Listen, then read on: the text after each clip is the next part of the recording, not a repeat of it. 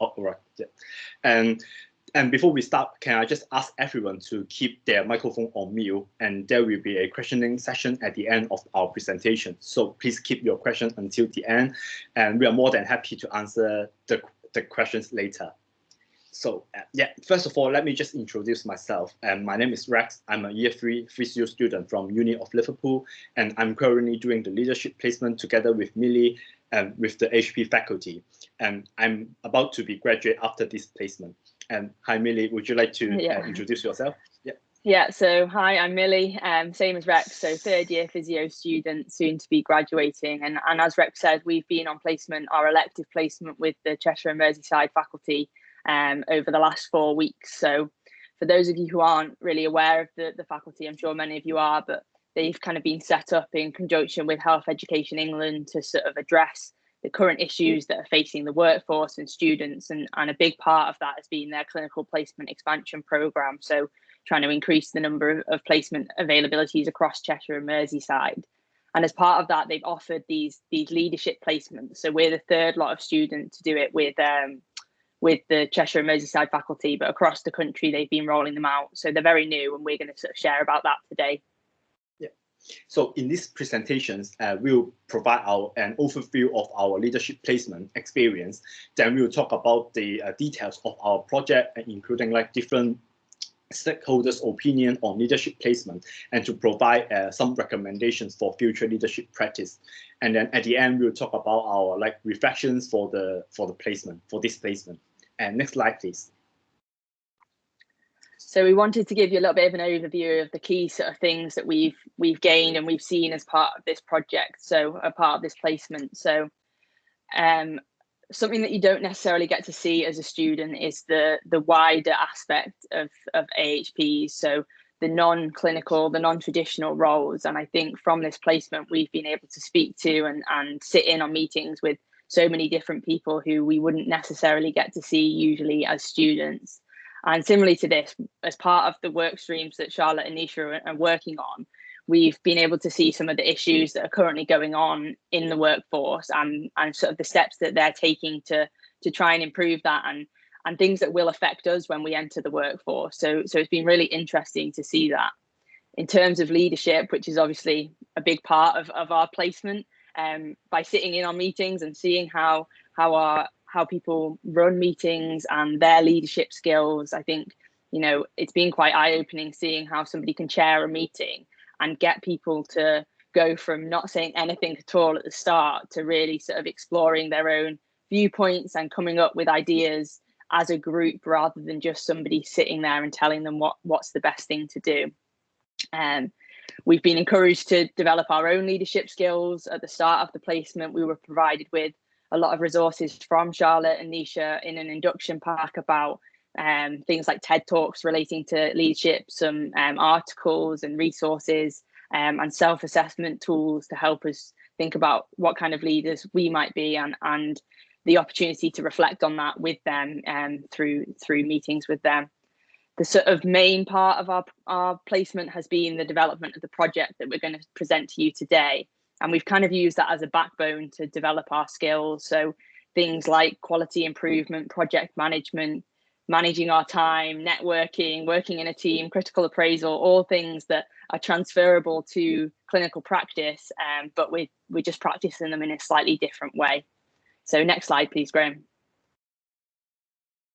I thought I'd just include our timetable from week 1, which we created ourselves. So Nisha and Charlotte gave us a free rein really of what to do. They gave us options and said sort of go out and do it yourself. And our time has been split between different ways of working. So it's kind of color coded on here. So in red, you can see the meetings that we've had with the faculty themselves. And this might be meetings in the morning to see what our plan is for the day, or supervisions at the end of the week. And Charlotte and Nisha allow us to sort of, we've got a WhatsApp group, and if Rex and I are stuck on anything, just send a message and they'll hop in a meeting. It's been sort of very much us decide when we need the help, and they're there straight away to help us when we need it. It's been a peer placement, which has been so important because Rex and I spent a lot of time on calls with each other. And in that first week, it was quite overwhelming, not really knowing what we were going to be doing. And I think by talking to each other and working on each other, having our own meetings, it's been really beneficial. In green, you can see all of the time that we've spent independent working. So that might be working to our own personal learning objectives, working on the project, and also encouraged to build in time for reflection within our timetable. So we're not doing it after work or, you know, in our free time. And then we've sat in on external meetings as well and seen what's going on, sometimes just observing and sometimes being encouraged to get involved and share our opinions. So next slide, please, Graham. So going into the placement, we didn't really know what to expect. We'd been sort of sent an email saying that this opportunity had come about. And for me, I was quite excited at the prospect of doing something a bit different, especially at the end of third year. We've already done a lot of clinical placement, and something a bit different kind of really appealed to me. But then once we came in on that first day, I was quite apprehensive because we didn't have any information about what the placement would be about before it started, and we hadn't really heard of these leadership placements. They're new, and I think, you know, Rex and I relied on each other a lot to figure out what we were doing and where to go with it, really. And then as we started to do a project, it was really sort of pushing me out of my comfort zone in sort of sending emails and speaking to people in interviews and things that personally I struggle with. And as the placement has progressed, it's become much more natural, and I don't even think about it as much anymore. So you'll see from the project, I think, how we've developed. But on to you, Rex. Yeah, I mean, similar to Millie, I have no ideas about what leadership placement is at the very beginning. And to be honest, I applied for this opportunity simply because my uni educator said it can like sort of enhance my portfolio, and at the same time, I'm a bit like curious about what actually leadership placement is. And we were a bit like lost and struggled at the very beginning with, you know, like we have got like difficulties designing suitable project topics because of the limited time. And for me, the biggest initial challenge for me is about like remote and self-direct learning. Because as I'm a person who like quite used to, you know, like other people told me what to do rather than I decide what to do. But our educator like sort of they point us into the right direction, and then the induction pack they provide on week 1, which is really helpful for us to, you know, get used to the whole faculty and to our project. So next slide, please, Graham. Yes, and to begin with, our project is about like a scoping project which aims to investigate the understanding of leadership placement within different stakeholders like the AHP leaders and PAFs at St. Helens and Knowsley, the AHP placement coordinator, and the student at University of Liverpool. Actually, we decided to work on this topic because we would like to promote this new form of placement. But before that, we have to identify the baseline understanding of leadership placement within different stakeholders. And we decide to carry out the semi-structured interview with the AHP leaders, PAFs, and the placement coordinator, as I would say this is the way that allows us to gain more in-depth information from them. But for the students, in order to work like effectively, we conduct a survey for them, and as this is the fastest way for us to like reach the big target groups, and then we analyze the data and we will present the key finding to you in a second.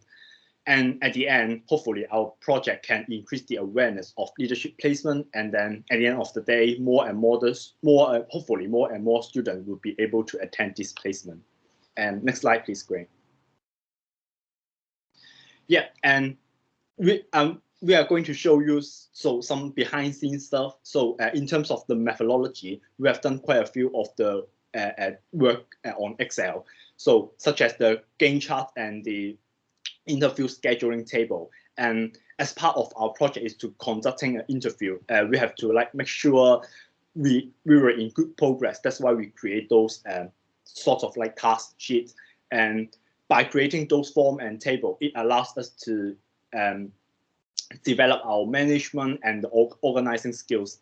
And for the risk register form, like you can see on your right-hand side, we list out some of the potential risks that could be faced in our project. For example, we may receive like low responding rates in the survey due to the summertime and the student won't be were quite busy on elective placement, so they may not be able to give us a lot of response. But that's why this also allow us to sort of develop the problem solving skills and the forward planning ability as well. And next slide, please.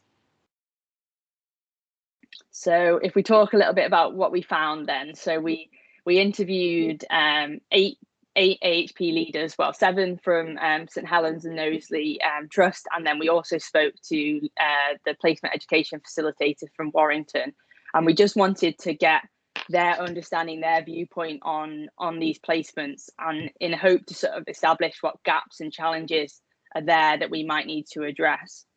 So when we first spoke to them, nobody had yet implemented leadership placements, but there was some understanding based on the work that the CPEP project has been doing and the webinars that have come out. And most people were able to sort of address that leadership placements are going to be quite similar to clinical placements, only that the educator is in a leadership role and the students are getting a greater understanding of the management roles and at sort of the strategic level. And getting an understanding of the NHS issues, and the primary thing being that students are developing their leadership skills. So we also asked if they would consider to offer the placement before, at their current level of understanding. So 3 people said that absolutely, they were very keen to offer. 2 had said that they were in open discussion with their team and that there'd been increasing discussion around it, but they were concerned that the placements wouldn't allow students to meet their clinical competencies, and perhaps that these placements are more suitable for physiotherapy and occupational therapy rather than professions like radiography and dietetics. 2 of the people that we interviewed would not consider offering the placements with reasons such as that they would prioritise the face-to-face clinical skills work that they're doing with their students. Interestingly, the people who said that they wouldn't offer the placements were the ones with the lower understanding of what the placements might be and the things that students can do on the placement, kind of highlighting that maybe there is a bit of a link there between how we can implement these going forwards. We also asked them to sort of give any ideas on the sort of activities that they might be able to do with students, and everyone provided some great ideas, and some of these we've been actually doing ourselves, but I think the key thing is that it was quite tailored. So depending on where the educator might work will depend on the projects that they're doing. So if they do a lot of staff management in their role, then that will be linked to what the student is doing, similar like audits and research, but a lot of it was follow the day-to-day of the leader and see what they're doing, get involved where you can, participate in projects that they're already doing, things like that. So next slide, please, Graham.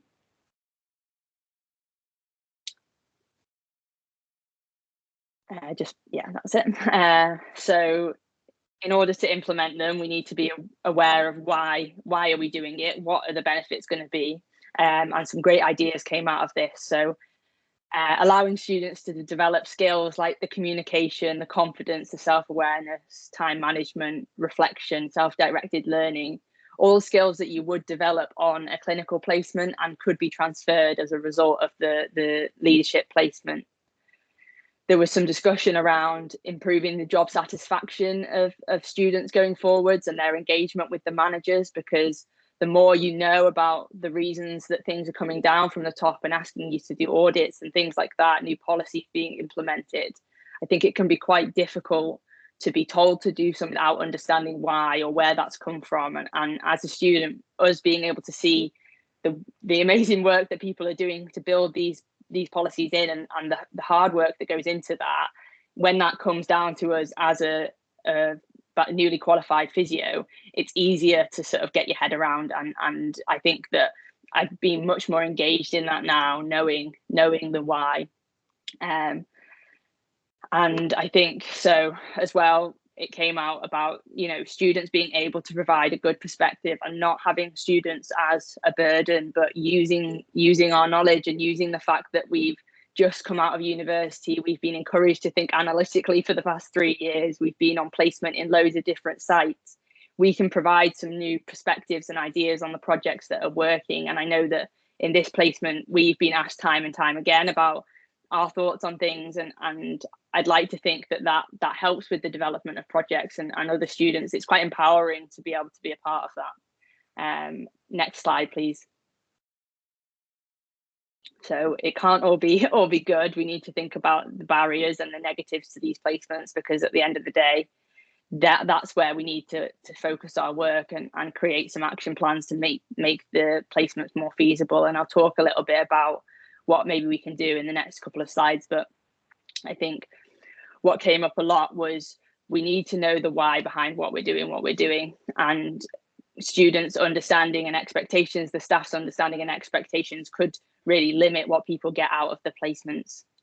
A recurring theme, particularly given that COVID has impacted placements for students, is that by doing these leadership placements, we are taking away from that clinical time. And would that have an impact on the clinical skills that students are progressing? Again, COVID, NHS pressures, the staff are very busy, and there was some concern that if they're busy and being pulled in multiple directions, how can we ensure that the students are getting the high quality placement that they deserve, and giving the students the time that they need? And I think that was quite apparent.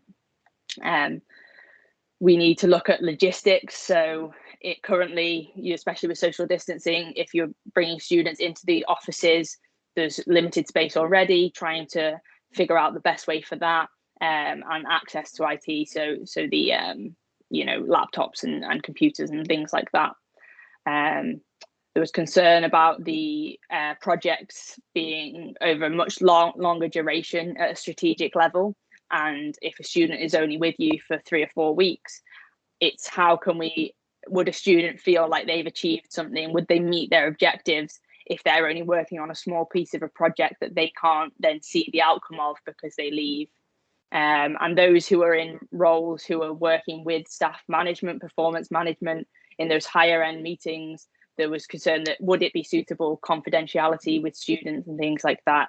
And finally, the fact that the marking that the university currently provide for the educators is very geared up towards patient contact, and how that would necessarily link in with the leadership placements and giving the students the marks for their performance. Next slide, please, Graham. So many of you will be aware, but there's different ways that these leadership placements can be implemented. So Rex and I are currently on a purely non-clinical placement, but there's also the option of doing a hybrid placement where you are with maybe on leadership 2 days a week, and then 3 days a week you're in the clinical area, but potentially working on a project related to that area. We asked about this, and there was a varied sort of preference. Some people saying that they prefer hybrid mainly because they were in clinical roles themselves, and they feel like you can apply the leadership skills more easily in the clinical role, and you're closer to where once you graduate, you're going to be immersed in that environment anyway. So it's closer to the now, really. And then for the preference for the non-clinical, it was about being able to focus purely on the project. It is a new area, and it is a lot for a student to take in. So if you can have it so that all your energy is focused on that, you might maybe get more out of it. But I think this quote sort of from our placement education facilitator about, it's about deciding what is the right placement model for the placement for the student, and at that time it's going to be varied. It's not a one size fits all, and it's about just thinking flexibly and trying to work out what is the best option for that specific situation. So we talked about the barriers and some things that the AHP leaders came up with of ways that we can maybe increase these leadership placements and overcome that. So increasing the engagement and awareness at all levels, be this through presentations and webinars, through one-to-one support, and highlighting that although it's non-clinical, it's not just to increase placement capacity. We're developing those transferable skills which will benefit our workforce in the future. There could be sort of sharing of resources and training for educators so that they're clear on what they need to be doing and get ideas of what worked well before and what didn't work well before, so that we're not reinventing the wheel. We are using what's already been in place and making the jump less significant, so that staff time aren't spent like making loads of plans for students when stuff's already been done, and they can just kind of follow what works for them. And then I think, you know, forward planning. So people were saying that if they're having students, they need to know what their objectives are going to be and when they're going to be there, so that they can plan what kind of activities they're going to do. They might want to arrange meetings with certain people, and if they know what the student is hoping to get out of the placement before it starts, then that's beneficial. So as you can see, there's quite a lot of food for thought there, but Rex is going to talk to you a little bit about the views from the university placement coordinator's perspective. Next slide, please, Graham. Yep, and we have interviewed 3 placement coordinators at the University of Liverpool, and which involve the PT, OT, and diagnostic radiography. They, I mean, in general, I would say they have a relatively higher awareness of the leadership placement compared to those the HP leaders at XTHK. And I mean, they understand that the leadership placement is like a flexible and relatively new type of placement, and which used recently to increase the number of placement. And they are aware that the leadership placement could include like quality improvement training and allow students to develop their leadership skills, such as time management, at the very early stage of their career. And at the same time, the PT and OT coordinators have been providing leadership placement for 4 physio students at our uni. So the content of their leadership placement include like allocating a senior leaders to each students as their mentor. They met regularly to like discuss leadership styles and work on like personal qualities developments. Those students have also got the opportunity to attend some internal meeting within the School of Health Science, and some external meeting with different NHS trusts as well. And also they've got like plenty of their time to manage their own timetable, to do their own like independent learning, and to do some like reflection stuff. And for the project, the students have been provided a list of problem list or topic for them to choose, and they work in pairs to work on the project. And I remember one of the students are working on like the open days for our uni's physio program. And there were some stimulation activity for students once a week as well, which allowed them to sort of integrate their leadership skills into the clinical scenario. And the uni were using the questionnaire and the supervision sessions to assess students' learning outcome. And next slide, please, Graham. Yeah, so the benefit path is a bit similar to the HP leaders' opinion. I would say the main advantages are to get students to contribute more in the non-clinical area and non-clinical aspects, and to develop those generic skills. But I just want to highlight one important thing is the prioritizing of workload. I mean, obviously in hospital, we have to prioritize our patients' caseload, but actually it is the same thing in leadership placement, but we just need to change the patient into another object, such as our own workload. And for the challenges or the barriers, the university coordinators thinks that it may take more time to set up the leadership placement, because it is relatively very new type of things, and they have to do a lot of like communication work, liaisons with different people. And if it is a pure leadership placement, it would be more difficult because it carry out in a remote way. And so like what me and Millie doing at the moment, and it would be quite hard to notice any like problem in students due to lack of physical contact. So it is pretty much rely on students' proactivities. So if if students can be more active, and if they struggle on anything, they just come forward and ask for help. And on the other hand, it could be quite hard to implement the leadership placement for diagnostic radiography students, especially the hybrid form of leadership placement. This is because their training is like a equipment-based training. So they have to use sorts of equipment like X-ray, MRI scan, CT scan, things like that, and they have to make sure the student have got those enough clinical hours on using those equipment, and on top of that, to spend the rest of the time doing the leadership development skills. Next slide, please, screen.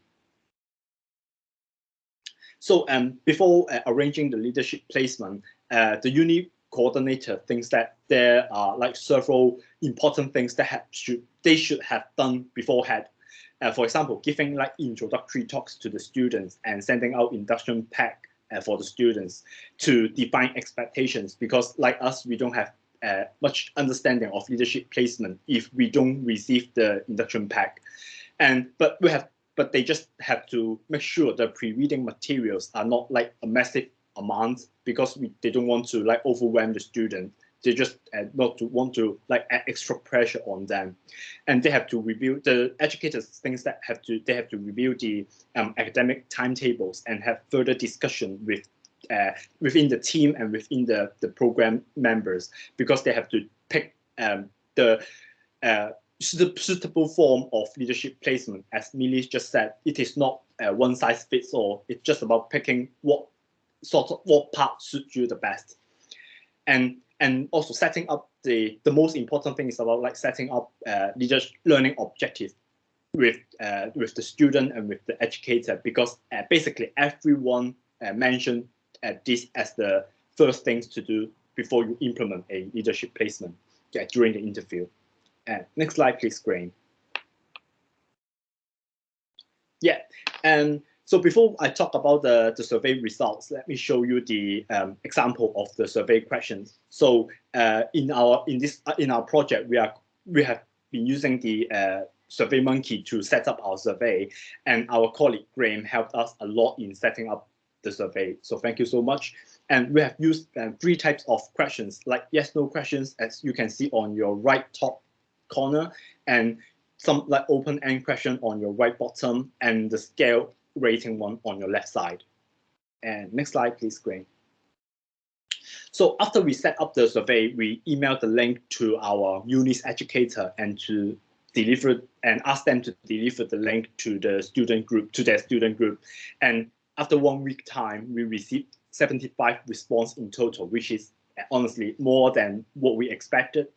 And you can see like the OT student accounts for 28% of, and the rest of them have similar proportions. So, but on the bar chart on your on your right hand side, you can see that over half of the respondents are year 1 students, and this may due to like year 2 or year 3 student. They are like about year 3 student, they are about to graduate. They may be enjoying their summertime, and year 2 student, they may still working on their elective placement. Next slide, please, Graham. Yeah, so the table showed how students evaluate their leadership placement. So you can see that for the first column, over 80% of them think that they have got like good leadership skills, and over 19% of them think that leadership skills are very important as an AHP professions. And over half of them thinks that the university have provided enough of the opportunity for them to develop leadership skills.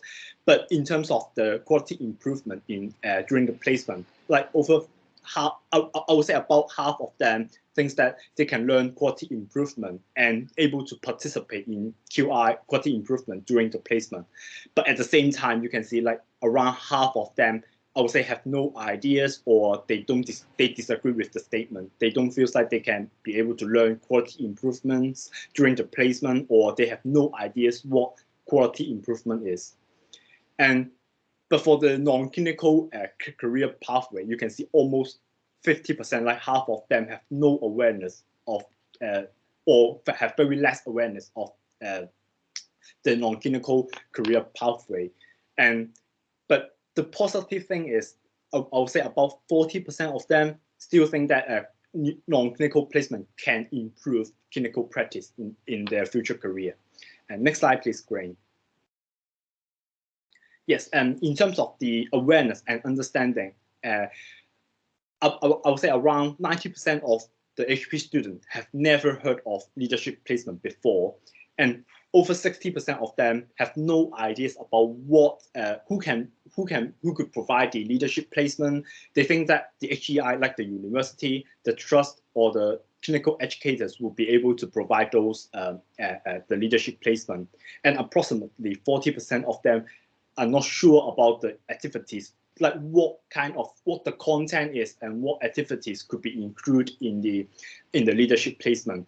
But the answer that they gave out are quite on the mark. So like teamwork, liaise with different people, or doing supervision stuff, they are all the things or skills that we develop during the leadership placement. And next slide, please, Green. Yeah, and in terms of their perspective, I would say over 90% of the students have experience of remote learning or have access to the virtual working, which is including having their own private environment, like our own room. They've got enough technical skills, for example, using the Microsoft Teams, setting up the task sheet on the Excel, Microsoft Word, etc. They've got the resources like their own laptop, and they've got reliable internet connections. I mean, previously, Millie mentioned about one of the barrier from HP leaders' point of view is about the IT resources. But on students' perspective, the IT resources may not be one of the major barriers or challenges for them. And over 70% of the HP students said that they would consider having leadership placement in the future, and they agree that leadership placement could be able to meet their learning objectives, because they things like leadership placement could enhance their skills in terms of like confidence, their communication skills, and how they manage and organize their workload. And next slide, please, Green. Yeah, but on the other hand, around 30% of the HP students, they said that they won't consider leadership placement. So the main reason is about some students think that they are more interested in clinical area, and they have no ideas about what leadership placement is, so that they are not familiar with them. But I would say most of them said that they're more happy to receive further information about leadership placement. And some of them said that leadership placement can be, the skills can be covered in other areas, so they don't have to, they would rather spend their placement hours on clinical area. And also some of them feels like they're not yet at that level of responsibility. So for example, they feels like, so in their mindset, they feels like leadership skills or leadership, the thing of leadership is just about the qualities if you are on a manager role, but actually it isn't. And some of the students said that they are happy to have the leadership placement, but it depends on the duration of the time of the placement times. So like they're happy to have 2 or 3 weeks time spending on leadership placement, but if you're asking about like 5 weeks time, like a block of placement, they would rather spend those extra time on a clinical area. And you can see that on the right hand side of your screen, there are a few comments from a student who have completed a hybrid model of leadership placement. So like the student hold a quite negative views on leadership placement. But again, I mean, this could be due to lack of understanding in leadership placement. And when the leadership marking criteria are not matching with those clinical criteria, students may get confused and lead to the negative impressions. Therefore, on next slide, Millie is going to provide some of the recommendations for future leadership practice. And next slide, please, Green. Yeah, so from speaking to everybody, we kind of got the impression that almost everybody was excited and interested in these placements going forward, but there are, like we've been mentioning, the challenges, the things that we need to overcome. So these are sort of the things that we maybe think need to happen in order for leadership placements to be more accessible in the future. And as we were expecting, you know, the awareness is low, and we can increase that understanding. So it might be that students such as like Rex and I, or previous leadership students or educators who've done leadership placements, are sharing their experiences and talking about what went well and what didn't, and what we've learned from it, and highlighting what we've learned and going forwards. From a student point of view as well, this could be a promotion pack, so giving them information about the placements before it starts, and maybe even from the start. So when students are in their first year or starting their second year, before they've got preconceived notions about what a placement should or shouldn't be, giving them the option and giving them a talk about what skills they could get from leadership placements and the options that are available beyond clinical, and just get them thinking about it and aware. For the staff, maybe setting up some kind of training where they know what the expectations are, what the objectives of the placement are, and a handbook with all of the resources that have been created by, I know that Unisha and Charlotte have created resources, but also, through the School of Health Sciences, they've got a big selection as well. So it's about bringing all that together and sharing it with everybody. A lot of it maybe the universities and the placement education facilitators in this early pilot phase working really closely together to see what model is going to work for that trust and for that student group, and checking in regularly during the placement to see what is working and if any changes need to be made. As we've said time and time again, it's not a one size fits all. So remaining flexible and creative in the way that they're being delivered and sharing what has already been done and the ways that it's worked, and creating sort of a list of things that can maybe be picked from for future placements, and giving that awareness before the placement starts, discussing the learning objectives and sending them to the students, sending them to the educators, and then the students getting their information as well before the placement starts. So next slide, please, Graham. So that has been our project. We've been sort of busy working on it for the last 3 weeks, and I think we've both really enjoyed ourselves and come a long way since that. And sort of my thoughts, I think this has been an amazing opportunity. I've kind of gained an insight into the NHS that I had never even considered, didn't know was out there, and that has been so sort of eye-opening. And the crazy thing is that once I graduate in 2 weeks or 3 weeks time, when I start my new job, I won't get an opportunity to see this necessarily until I've been in the workforce for years maybe, and it's great that I've had this opportunity as a student.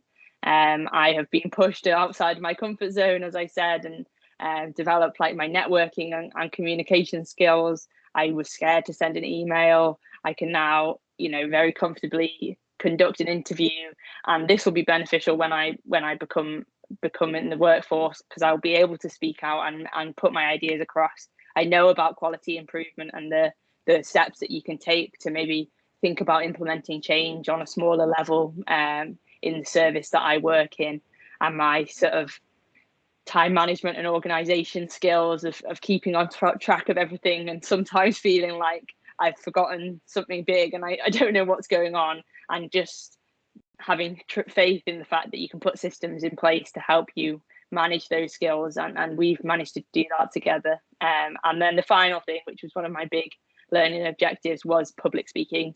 It really daunts me, and it did before, but I've done this presentation and I think it's gone well, and I think that is something that has been a valuable thing that I've learned. So it's been very rewarding, and I'll just pass it on to Rex for his final thoughts as well.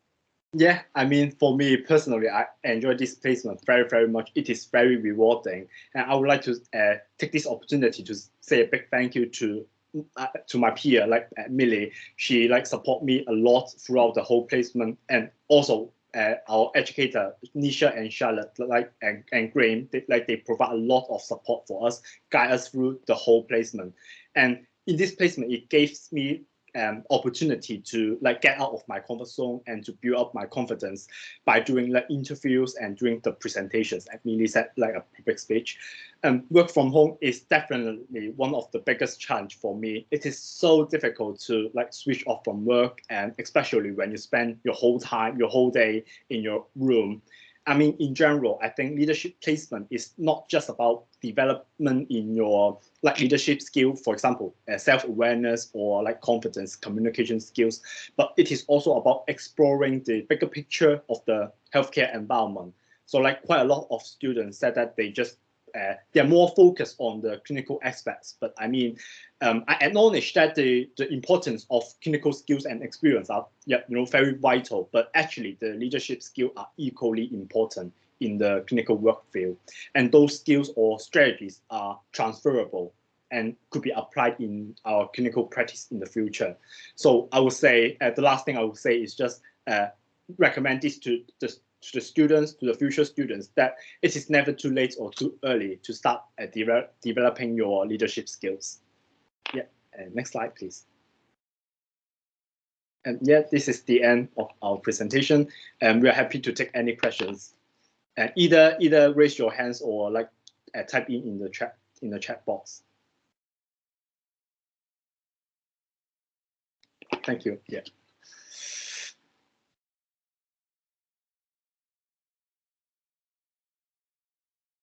Is there anyone have got any questions? Yeah, Amanda.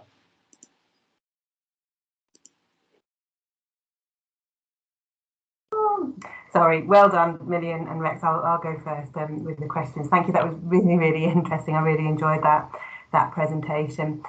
Obviously, you've gathered lots of opinions from lots of different people, and you talked a little bit about some of your peers, your student colleagues, being not so keen to have this kind of placement experience. You've obviously done a full leadership placement, and you talked a lot about perhaps there was more agreement or more view that more of a hybrid approach to these placements would be more beneficial. What's your view, having now done a full and obviously had done some clinical placements of different varieties over your undergraduate experience? What do you think should be the model?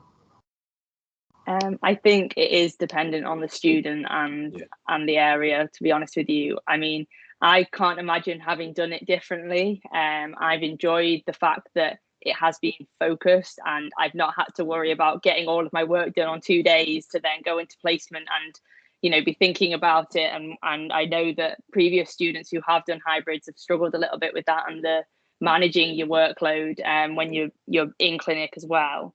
And I think that there's benefits to both, and the fact that we've been purely non-clinical has given us that wider picture, that I think when you're on placement you can kind of see the leaders in like team leads, whereas this is something that you never see. So there is a benefit of both, but I personally prefer the full pure non-clinical.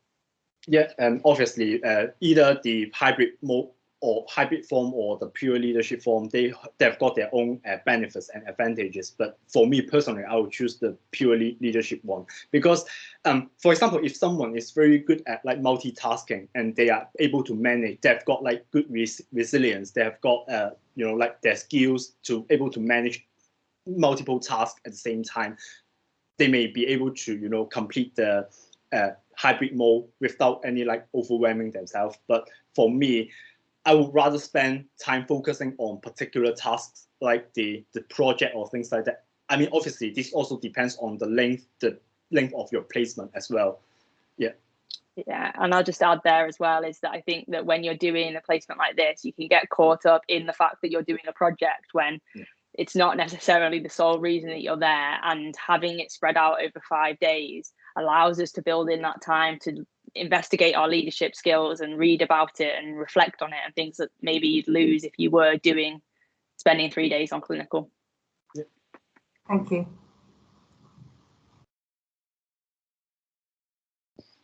Denise.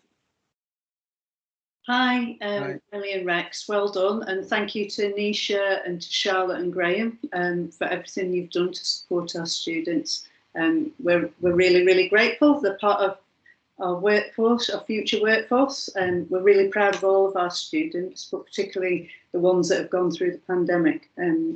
They've done amazingly well. So what I would ask both Millie and Rex is, what if you had one single learning point about leadership and followership, what would it be following this placement?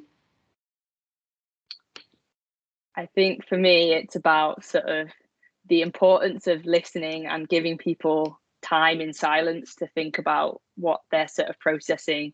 I think for me, I don't deal well with silence normally. And when you sit in a meeting and you see somebody chairing and them embracing the silence and letting people think and come up with their ideas, there's a lot of value in that I necessarily didn't appreciate before. And then I think from a followership point of view, it is about not trying to break down the hierarchy and that, you know, everyone can have good opinions and valuing my own voice as a student, and that I can provide new perspectives, and just because I'm a student doesn't mean I can't do that. Yeah, I mean, yeah, absolutely. So like, because at the very beginning, I would say as a student, you may feel like your input or your opinion is not, you know, like as valuable as the others, like in the one in the top of the hierarchy, but actually everyone like value, oh, sorry, the Siri. But actually everyone value your opinions pretty much. And I would say the positivity that I take away from this, that I take home from this leadership placement is about like continuing, exploring yourself. So knowing your own limitations and to continue to build up at that point, at that level.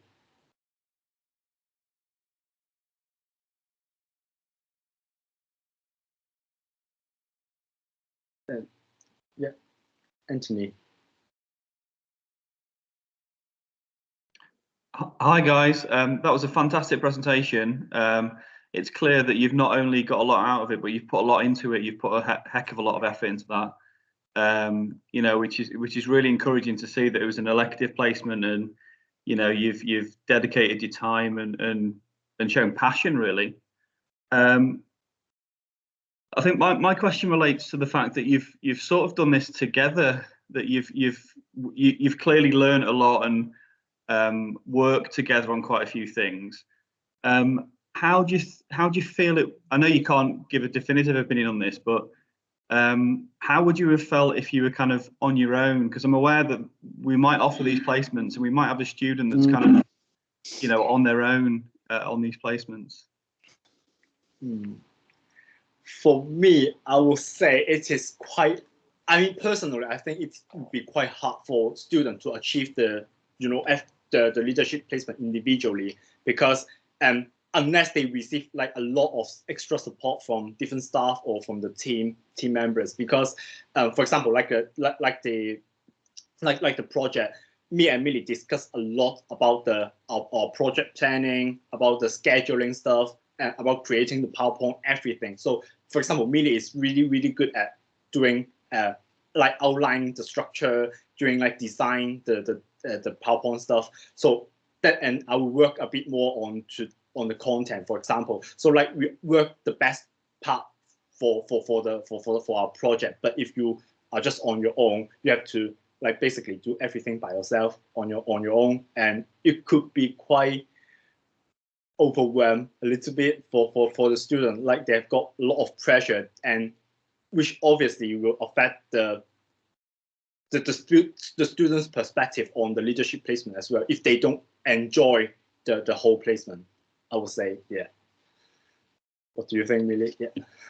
Yeah, I completely agree. I don't think I would have got as much out of the placement or enjoyed it as much if we didn't have each other to sort of fall on. I mean, Rex and I had never worked together in uni before. We weren't in any of the same groups, and yet we've come together and we've kind of just played off each other with it. And that support, and the fact that with these leadership placements, if you're going to be with a leader who's potentially going to be quite busy a lot of the time, you know, we met with Nisha and Charlotte once or twice a day, and the rest of the time you're not on your own. You can reach out to them when you need it, but we spent a lot of time together, and you need that. I think if at all possible, it should be a peer placement in my opinion. Great, thank you for that. And Vicky? Hiya. Firstly, brilliant. Well done. That was an excellent presentation. Sorry, I was about 5 minutes late joining the call, but absolutely brilliant. And I think, as Anthony said, your passion absolutely has shone through, and it's lovely to hear that it was an elective placement. And I think from my perspective, very much this is phenomenal. It's a springboard to future leaders. You know, I think what we have at the moment is we do have a hierarchy, Rex. I think you're right. I think people come in and they don't feel like leadership is something that they do. They think leadership is something much further up the chain, but actually leadership is everybody's role and responsibility. And I just think that, you know, coming in with this mindset that you will have now, coming into your first start of your career, thinking around that whole holistic model of yourself, because that's what you've got to think about. So yourself as not only a clinician, but as a leader as well, I just think will pull through a completely different staff level coming through. And I couldn't be more proud of, you know, sitting here and to see what you two have achieved, and also the thanks to Graham, Charlotte and Nisha for all the support that they've obviously given you throughout as well. So absolutely well done. Thank you ever so much. Thank you. Thanks. Thank you. Stuart. Sorry, thanks. I'm on. Can you hear me okay? Yeah. Yeah. I'm on limited IT this morning. I'm having some technical problems, so I'm on my phone. So hence I can't raise my hand. Just to say, first of all, what a fantastic presentation, really clear. You've done a huge amount in a few weeks. You collected an amazing amount of data. And I just really wanted to, well, first of all, say very congratulations to all of you. I think it's a great project that you've done. Just on the diagnostic radiography front, because you didn't mention that specifically, and I couldn't let that go. They seem to think that it's all about the machines and the clinical. And I think that is something that we need to overcome. And I think you also mentioned this in the latter part of your presentation, which is about selling it to them. We've got to explain to them, this is what it is, and this is how good it is, and this is what you're going to get from it. And then I think they might start to get away from the idea that it's all just about machines and X-ray rooms. It's much bigger than that. But I think your project shows that really nicely. So well done. Yeah, I think the more, if you're clear on what you actually can get from a leadership placement, then the skills are transferable, and it's just making that absolutely clear for everybody to see.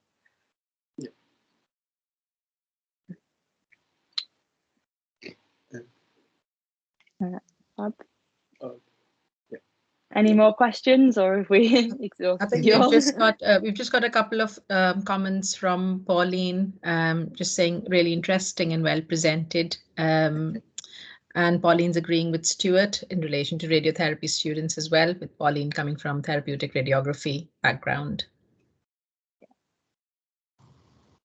Yeah, Amanda. Hi. You've obviously talked about how we need to be promoting this a lot more, don't we, with our cohorts, and, you know, explaining what the leadership placements mean and the benefits of them there. Obviously, going forward, the potential is for only a small handful of students to have the opportunity to take part in these placements. Do you think there is anything that we should be adding to the undergraduate curriculum to kind of highlight some of these issues that you feel you've learned along the way because of having this experience, so therefore more people would perhaps be a little bit more aware, if that makes sense?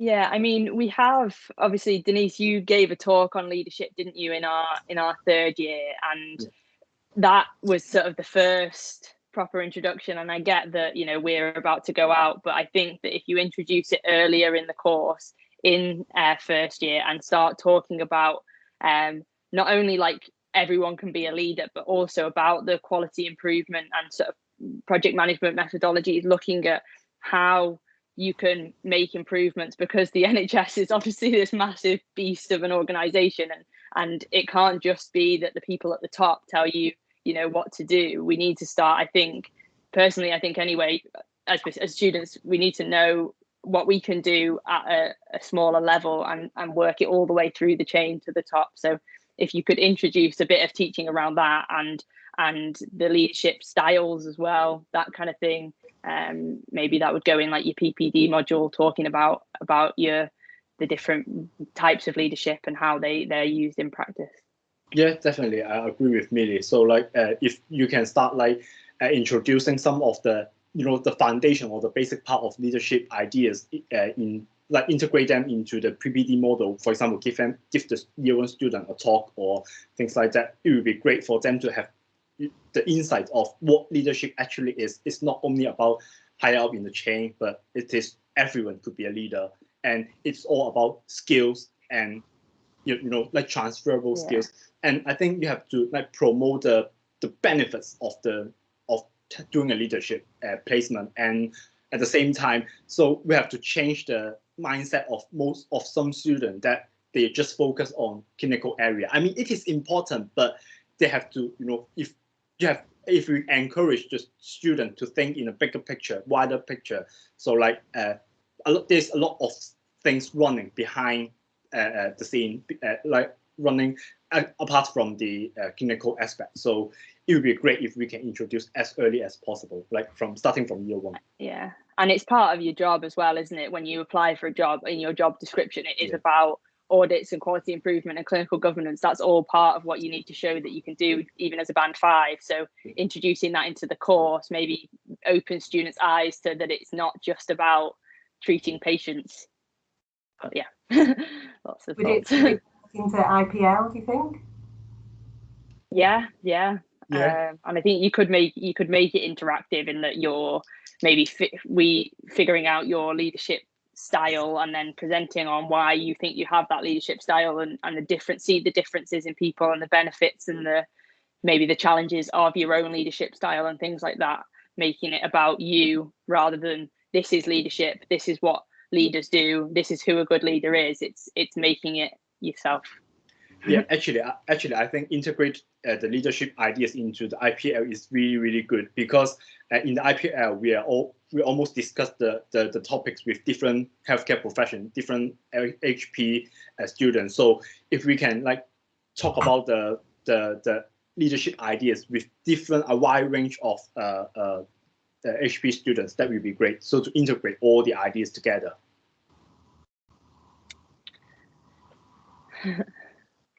I think everybody's sort of running out of time and going off to different meetings. Was there anything else before we sort of close up?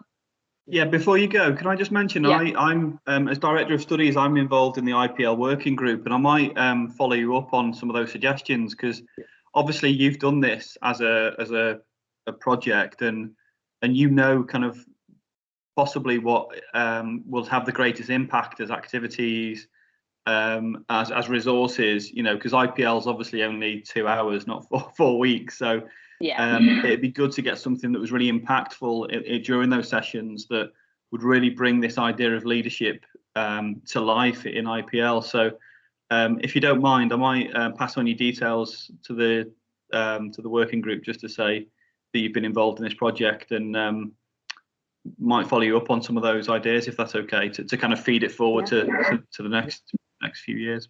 Yeah, absolutely. No worries. Perfect. Thank you. Got yourselves a job now, Millie and Rex. No, just want to say a massive thank you to all of you for attending on behalf of the faculty as well.